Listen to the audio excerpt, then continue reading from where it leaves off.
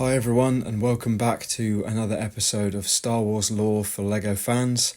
With the release of the new Sandcrawler set, I wanted to touch on the history of the Sandcrawler and indeed the Jawas and their distribution across the Star Wars galaxy. It may interest LEGO fans to know that they are not only found on Tatooine, nor did they build the Sandcrawlers. Let's start this journey back when Tatooine was a lush, tropical and vibrant planet. Yes, believe it or not, Tatooine was once a beautiful planet teeming with life. The Jawas themselves passed down tales of the Dune Sea having once been an actual ocean. So what went wrong? Essentially, the native Kamunga of Tatooine entered into conflict with the Rakatan Infinite Empire, a race of force-sensitive beings that conquered pretty much all of the known galaxy. They were experiencing a plague at the time that was stripping them of their ability to touch the Force. The Kamunga were blamed for this, and the Rakata responded with a heavy bombardment of their planet. This all takes place around 25,000 BBY, and at that time, what is left of the Kamunga split into two factions. These would ultimately become what we know as the Jawas, and interestingly, the Tusken Raiders.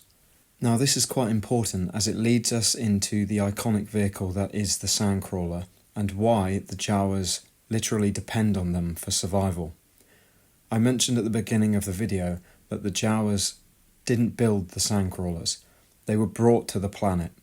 The Zerka Corporation, featured in Knights of the Old Republic, were among the colonisers of this new sandy expanse. They founded the town of Anchorhead and set about attempting to mine Tatooine for its resources. That was the Sandcrawler's original purpose. They are mining vehicles and they were brought to the planet by Zerka. Now, while the Jawas posed no threat to the Zerka, the Sand People certainly did. They saw miners ripping up the planet's surface as an insult, an act of war, and they responded fiercely. So while the Zerka were being attacked by the Sand People, they were also unfortunate in another way.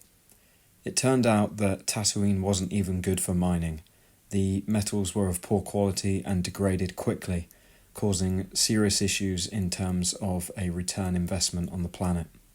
The Zerka Corporation were forced to leave Tatooine, the Sandcrawlers were left behind, and the Jawas commandeered these machines. This story repeats itself several times over in the history of Tatooine.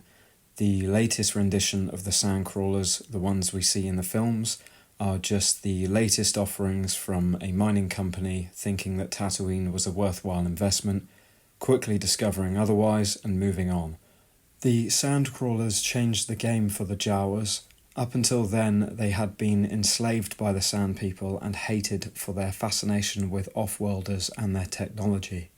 They were at the Sand People's mercy before the discovery of their armoured sanctuaries. The Crawlers were heavily armoured and able to protect an entire clan of Jawas. They literally changed their entire society, culture, and they are as we know them today, thanks to these enormous castaway mining machines. Now, it is worth noting that Grogu is not found on Tatooine by Din Djarin. He is on Arvala 7 at the time of Season 1 of The Mandalorian. Jawa are known to be found in the Tatoo, Arvala and Navarro systems, while being native to Tatooine, of course. So, in terms of LEGO, I don't think it's unacceptable that this Sandcrawler is grey. The source material kind of suggests that it is in certain lights, as does the concept art. Not to mention it's a different planet with a different atmosphere. It is noted that metals rust at an alarming rate on Tatooine. Perhaps the crawlers on Arvala 7 have fared better over time. My issue, as ever, is with scale. I'm a big fan of minifig scale, and I know a Sandcrawler would be huge, but I will continue to hold out for a UCS rendition of the Sandcrawler over this playscale offering. I like some of the figures though, especially the muddy Mandalorian. May have to pick that one up on Bricklink. I would love to hear your thoughts on this one, and let me know what else I should add to this lore series. I am enjoying the responses to these. I have never really delved into YouTube like this, and I'm certainly enjoying it. May the Force be with you.